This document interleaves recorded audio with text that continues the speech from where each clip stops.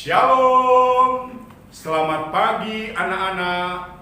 Senang sekali pagi ini kita bisa bertemu dan bisa bersama-sama untuk beribadah. Saya mengucapkan selamat baku dapa untuk kita semua dan selamat mengikuti ibadah. Sudah siap untuk beribadah? Mari saya undang untuk berdiri dan kita akan menyanyi bersama-sama Kasih-Nya Seperti Sungai.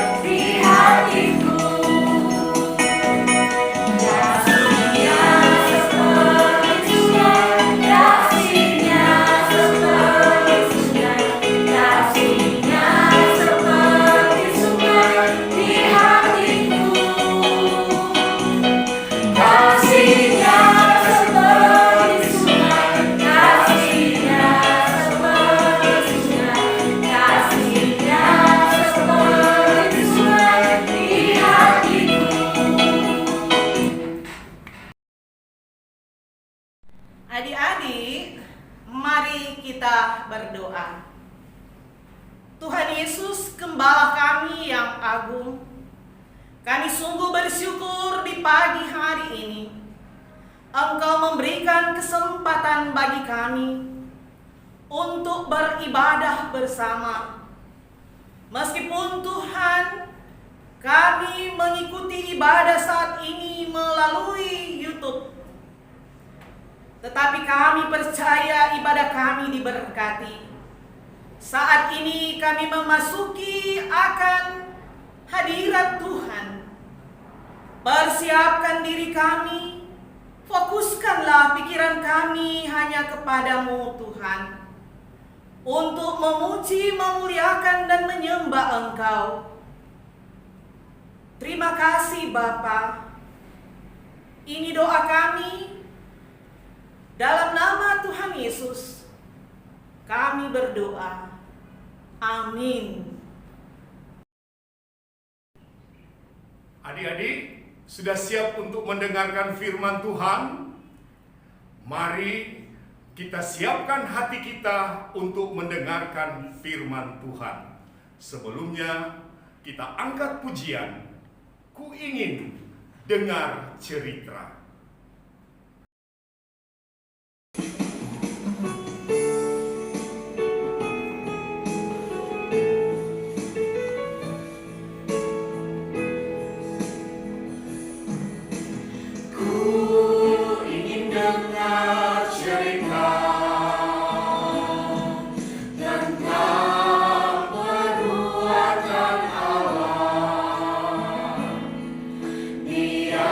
Cerita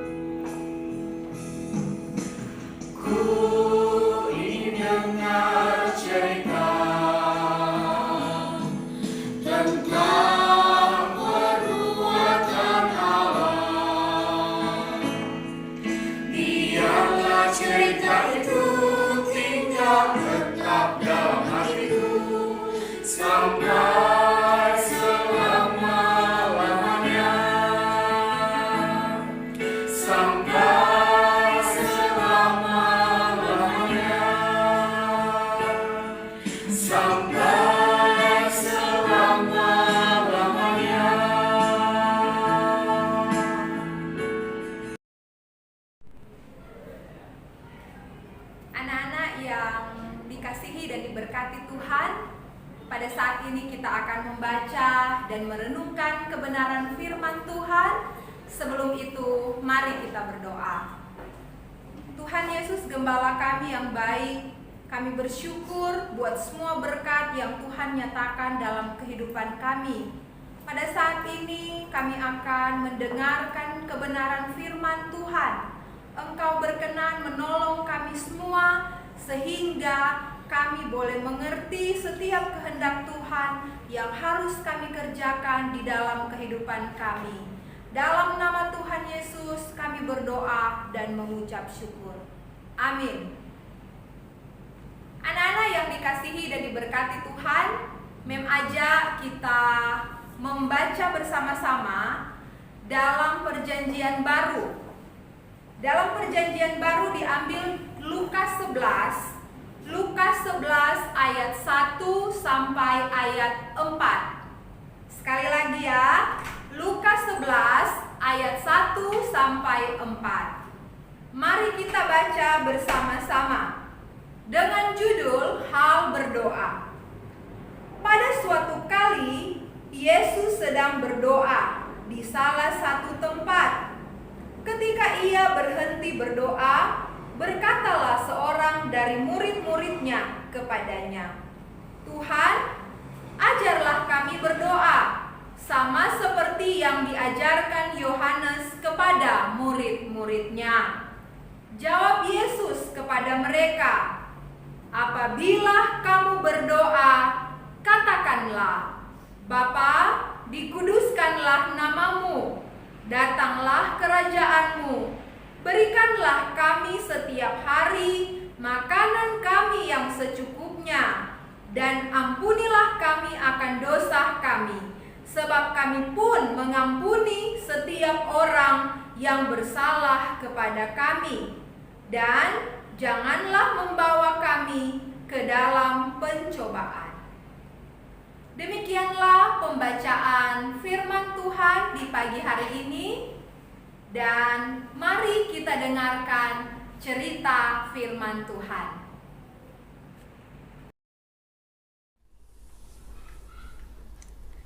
Anak-anak, dalam pembacaan Alkitab Lukas 11 ayat 1 sampai 4, kita melihat bahwa ketika selesai berdoa, Tuhan Yesus dijumpai oleh murid-muridnya.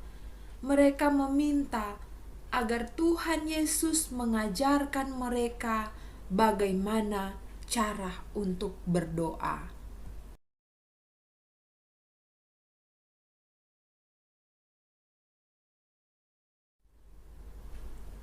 Saat ini Mem mau bertanya, sudahkah kamu berdoa hari ini?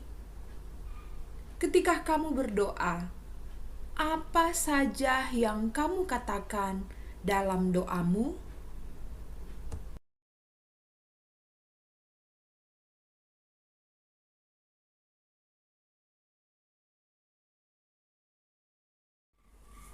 Anak-anak, pada saat ini begitu banyak tayangan-tayangan atau permainan-permainan game yang bisa menghibur kita. Tapi di sisi lain, tayangan-tayangan itu bisa merebut waktu-waktu kita bersama dengan Tuhan dalam hal berdoa ataupun membaca Alkitab. Banyak anak yang tidak menyadari bahwa doa itu sangat penting. Bagi dia, kalaupun tidak berdoa, tidak masalah, toh tidak akan terjadi apa-apa. Padahal, doa kepada Tuhan adalah bagian yang tidak terpisahkan dalam kehidupan kita. Kenapa? Karena dalam doa kita berbicara langsung kepada Tuhan Sang Pencipta. Dan melalui doa kita bisa mendengarkan suara dan kehendak Tuhan.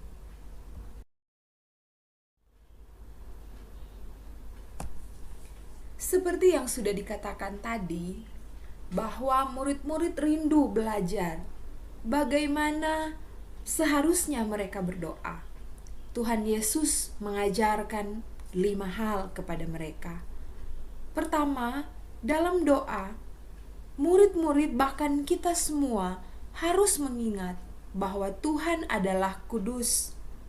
Oleh karena itu, ketika berdoa, kita harus menunjukkan sikap yang baik.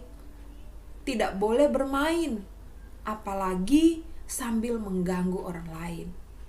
Kedua, kita diajar untuk berdoa, meminta kebutuhan kita secukupnya. Apakah itu makanan atau kebutuhan-kebutuhan kita yang lain. Kenapa secukupnya? Kenapa tidak boleh minta secara berlimpah? Karena Tuhan ingin kita belajar mengucap syukur dengan apa yang ada pada kita. Ketiga, Tuhan adalah kudus. Sebab itu, kita yang berdosa ini harus mengakui dosa dan perbuatan salah kita di hadapan Tuhan dan memohon Tuhan mengampuni kita supaya kita layak untuk berbicara dengan Tuhan. Keempat, kita harus mengampuni orang yang telah berbuat salah kepada kita. Ini bukan perkara yang mudah, sebab mengampuni orang yang bersalah itu butuh pengorbanan, butuh kerendahan hati, tetapi juga butuh anugerah Tuhan. Namun jelas bahwa ajaran Tuhan Yesus mengajarkan, kasihilah musuhmu dan berdoalah bagi mereka. Dengan demikian ketika kita berdoa, kita harus mengampuni terlebih dahulu orang yang sudah melakukan kesalahan kepada kita.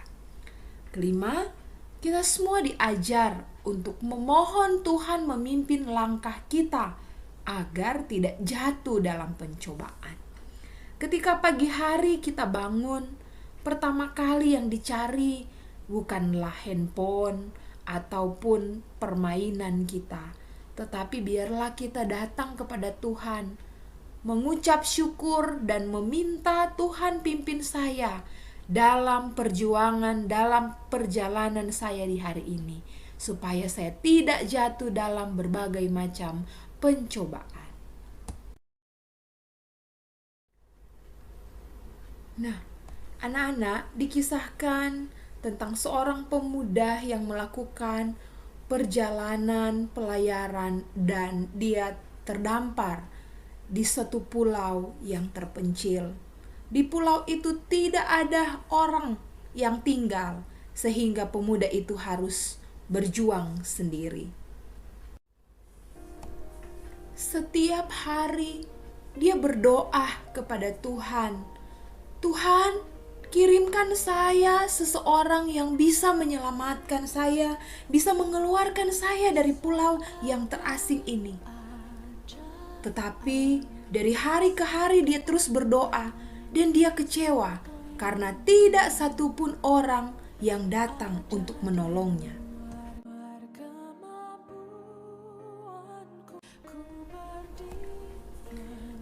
Waktu terus berlalu. Pemuda itu belajar bagaimana caranya supaya dia tidak mati di tempat ini. Dia harus mencari makanan, bahkan mengumpulkan barang-barang yang bisa dia gunakan untuk bertahan hidup. Dan setiap hari dia tidak pernah berhenti untuk berdoa, memohon Tuhan mengirimkan seorang yang bisa mengeluarkan dia dari pulau ini. Dia mengumpulkan kayu, ranting-ranting, bahkan segala sesuatu yang bisa dia gunakan untuk membangun rumah tempat dia tinggal.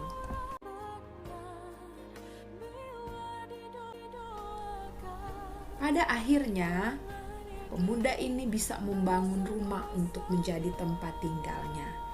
Dia tinggal berteduh di dalam rumah itu sehingga dia tidak kehujanan, dia tidak kedinginan ataupun kepanasan. Pada suatu hari, ketika pemuda ini pulang dari hutan setelah dia mencari makanan, dia terkejut melihat sesuatu yang tidak diinginkan terjadi. Rumahnya terbakar. Dia merasa bingung, dia merasa kaget karena semua apa yang dia miliki ada di dalam rumah itu.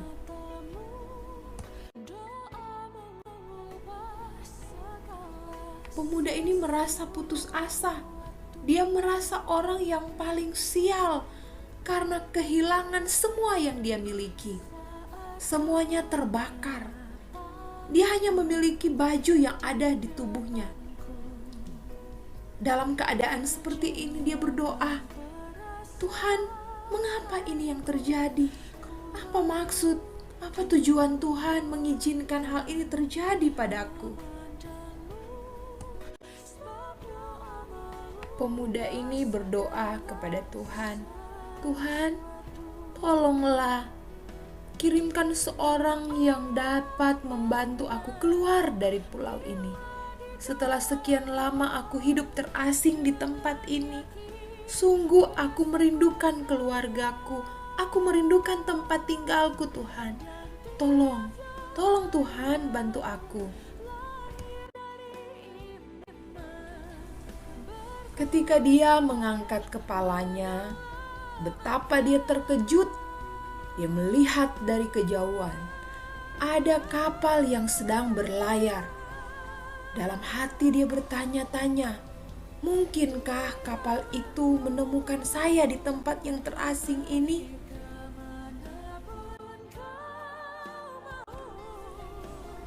Pada akhirnya, pemuda ini ditemukan.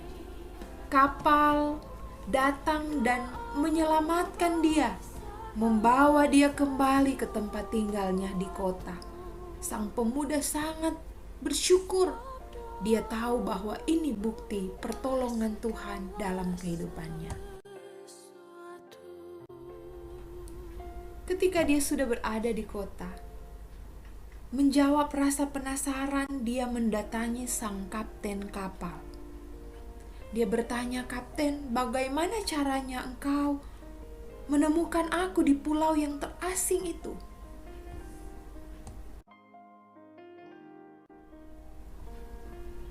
Maka sang kapten menjawab bahwa mereka melihat dari kejauhan ada kepulan asap di suatu pulau. Mereka berpikir jangan-jangan di sana ada orang. Dan ketika mereka menuju ke sana, mereka bisa menjumpai sang pemuda itu. Dan kemudian mereka menyelamatkannya.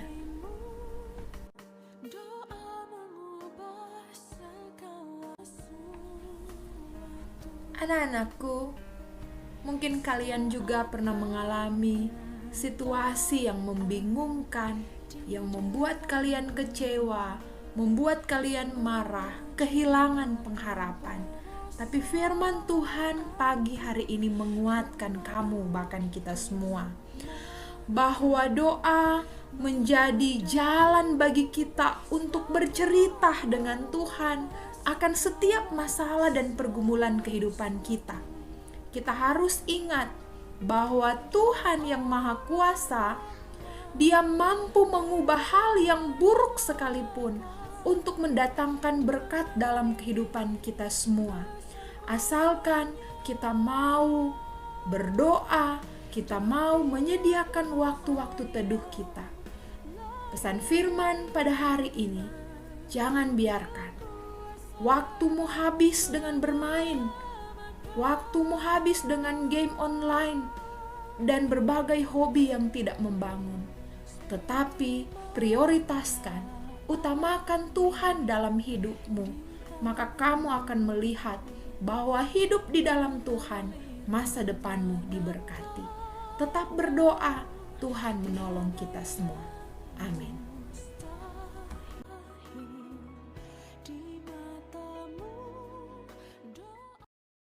Anak-anak, mari kita berdoa. Bapa, di dalam nama Tuhan Yesus, kami bersyukur boleh mendengar kebenaran firman Tuhan.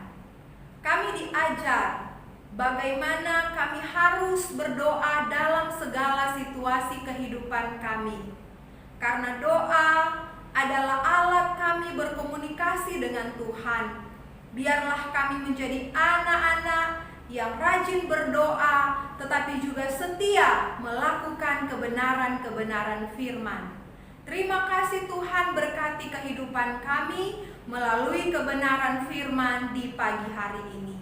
Dalam nama Tuhan Yesus, kami bawa dan persembahkan doa kami. Amin. Nah, adik-adik, kebenaran firman telah kita dengar. Kiranya firman itu menjadi pedoman di dalam hati kita. Nah, baiklah, kita akan menutup peribadatan pada pagi hari ini. Serundang kita semua untuk berdiri, dan mari kita lakukan pujian. Tuhan betapa banyaknya.